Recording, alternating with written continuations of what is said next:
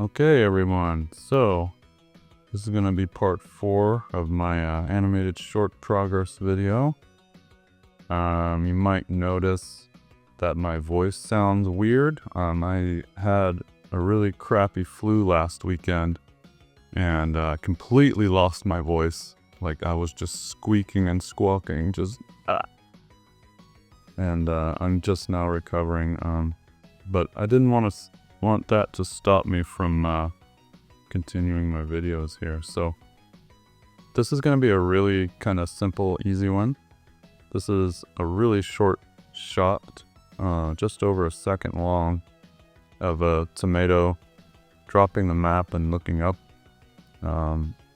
This happens right around in here. This is my rough cut here.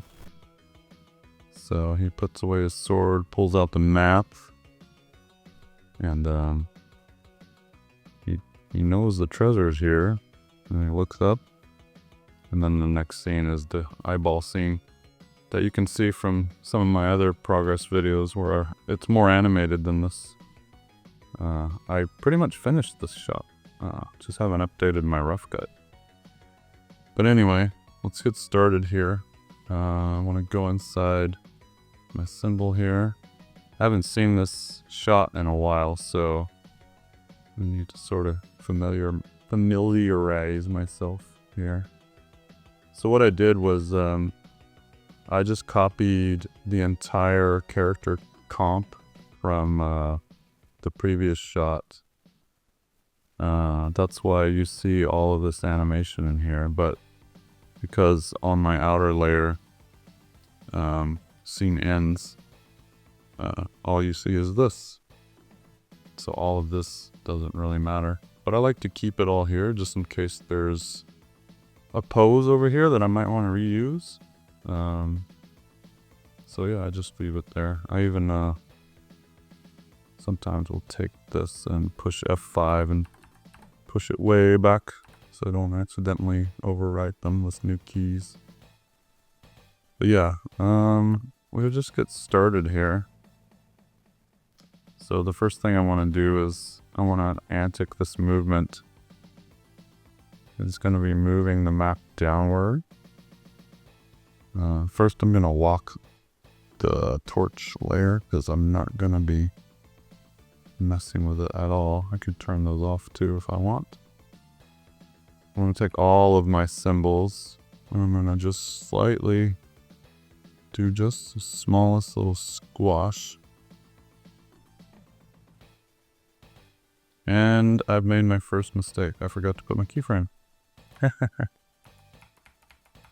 Let's put that back. Let's get a keyframe in there first. And then do our antic. I still have flu brain. There we go. Let's see how that looks. Just a little bit of the squish upward. And I like to do just really subtle movement. I'll nudge this up a bit. Oops, let's hit the mouse too. Nudge that up a bit. Maybe just skew the hair just slightly. Just so when you do scale the entire character like this, it's good to just put some subtle movement in other pieces so it doesn't look like one big stiff piece of cardboard moving around. So he's going to be moving the map down, so the map hand should go up a bit, and maybe he just squishes it just slightly. Let's see what that looks like.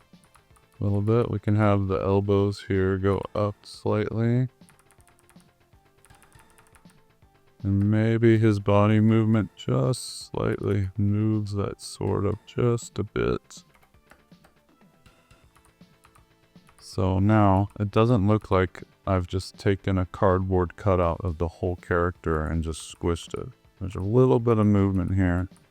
Could even do a tiny bit on the hat too. I'll just squish it in a little bit. There we go. So now it feels a little better. So this will be my antic up, and then he's going to come down, and then I need an overshoot and a settle for this pose. So I'll just put this here. I want to put my overshoot here where my previous key was, because he's going to settle into the final pose. Actually, I'm going to move my timeline since it's pretty long. See if Flash will let me do this. Sometimes it gets stubborn and won't let you move. See, I'm trying to move it over, but it's being kind of stubborn, so let's see here if this is going to work or not. Actually, I'll just suffer with it down here. I'll be fine. I'll just move him up here.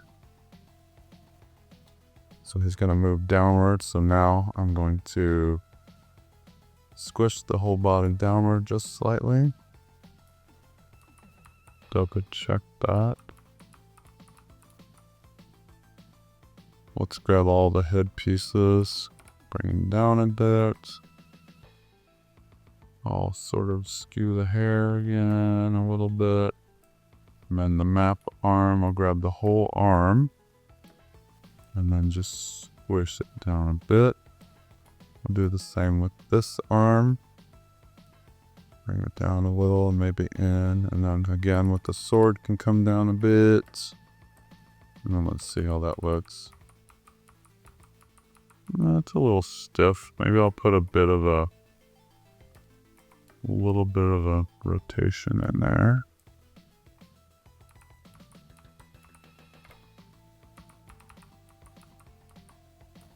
I don't like how much the head's going down, but let's just bump that up just one.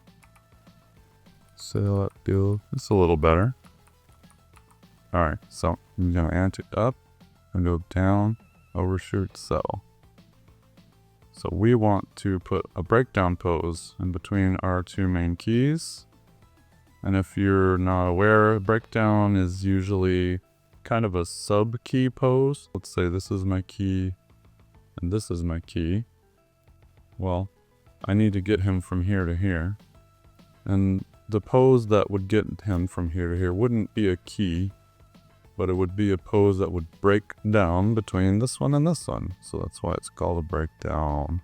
Let's try to make one. So what I like to do in Flash, since we have our tweens, sorry, it's not called Flash, it's called Animate, but I still call it Flash. So I'll make a keyframe here, and then I'll put a classic tween. It says that it won't let me do that, so let's see what's happening here. There must be something in here that's not symbolized. I wonder what's going on. See, I think everything in here is symbolized. Shouldn't be a problem. I wonder if it's because these layers are locked. Let's try. What could stack up this between? You must convert frame content to a symbol. Well, you silly goose, everything is symbolized. Let's just go down the list here, see what's going on. Is this a symbol? Yep, that's our map. This is a fire effects, that's definitely a symbol. It's here. This is our hand that's hiding behind our map. That's a symbol. That's a symbol. What is in here? Arm 2 is also a symbol. I'm going to turn this map off so I can see what's behind here. I wonder if it thinks something over here is not a symbol.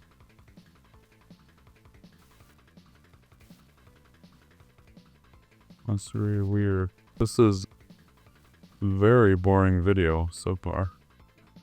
Just came in here to animate, and Adobe Animate said, nope, you're not going to animate anything, because I'm going to be a whiny little butt. Yeah, I'm a little stumped here. I don't know what it doesn't like. Let's see if, oh, you know what? I think I might have two symbols on one layer here. Why is this bounding box so big? I think I found the problem. Yeah, there it is. All right, a little bit of detective work here. So what it's telling me is it wouldn't let me tween because there's a tiny little speck of brush or something here. See what it is. See that? This happens all the time. You will accidentally make a little brush stroke on a layer, and then when you go to animate it, Animate will say, nope, can't do it. Something's happening. So now that I know where it is, I'm going to get rid of it. And then I'm going to have to get rid of it on every key. So let's see if it's here. Nope, it's not on here. I think it was just this keyframe. So let's get rid of that key. Copy the previous keyframe over. And then redo it. Let's see. This was my overshoot. So let's just bring it down a bit. Alright. Let's see if Animate will let us do it this time. Nope. I must have missed it. Yep, there it is. Gotcha. Now I'm just deleting it on every keyframe. Alright, sorry folks. Sometimes you just have to deal with the mediocrity of animating a shot sometimes. But it's a good lesson. Oh wow, alright. This is quite amazing. Well, it gave me the error, but it's still letting me tween. So let's just go with that. Alright, back to what I was saying. Breakdowns are going to be a key between your main keys. So I'm going to use these tweens to get me from this key to this overshoot. And as you can tell, if we just went with this, it would look pretty goofy. Not so sure about that. But that's okay. It kind of gets all of our symbols into generally the area where they should be, rather than just trying to pose everything out from scratch. So this key is not needed anymore. As you can see, it does nothing. So we'll get rid of that. And then I'll deal with the face later. I don't really like how the eyeballs just go straight up. Usually when a character looks from one direction to another direction, you want to blink them into that so they don't do like a weird zombie eye thing. So what I want to do with the main thing that's moving is this map. So let's start moving this map down this way. So it's going to go this way, and then we need this hand to let go. And right now, if I go into this map symbol, I just have the hand baked into the map drawing. I want to get rid of it. So what I've done is I've got all of my hand drawings on one layer, and then the map is on the other layer. So I'm going to copy these over and just delete one of the hands. Let me lock this layer. Oh, sorry, wrong layer. Delete. And then I'm going to use that symbol here. Was my frame picker window? Where did it go? Oh my, I lost it. There it is. There's our frame picker. So start moving his hand down, and then this arm is going to start straightening out. So we're going to want this arm to start coming down. Here we go. This arm is sort of floating away somewhere. Let's see if we can use this drawing. I think we might be able to get away with that. Stretching out a little bit.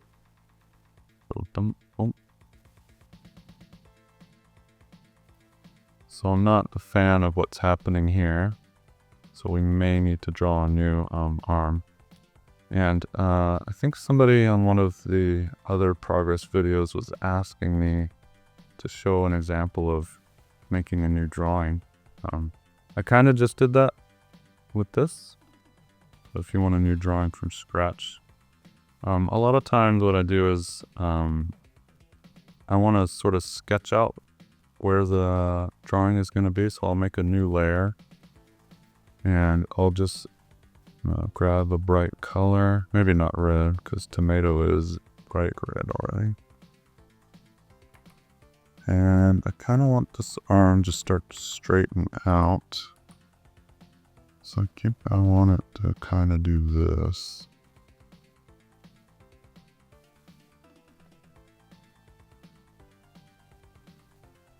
Now that that's there, I'll go into this arm, go into the symbol, make a blank keyframe, and just sort of trace over that. Let's check my brush size, a little small. I like to check my brush size against other lines. Looks about right. So let's just draw a simple arm here. That kind of works. Let's skew it over a little. There we go. Whoops, wrong button. I'm gonna group this, and then I'm gonna fill in the color underneath it.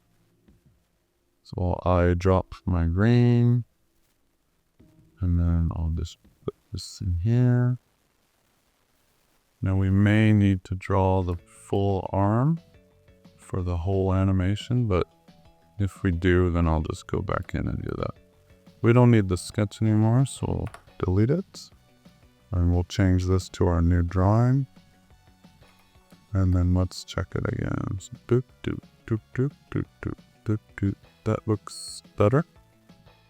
We're gonna want to deal with this face. So we're gonna want to blink him into from here to here. So I'm just gonna draw a new drawing of his eyes shut.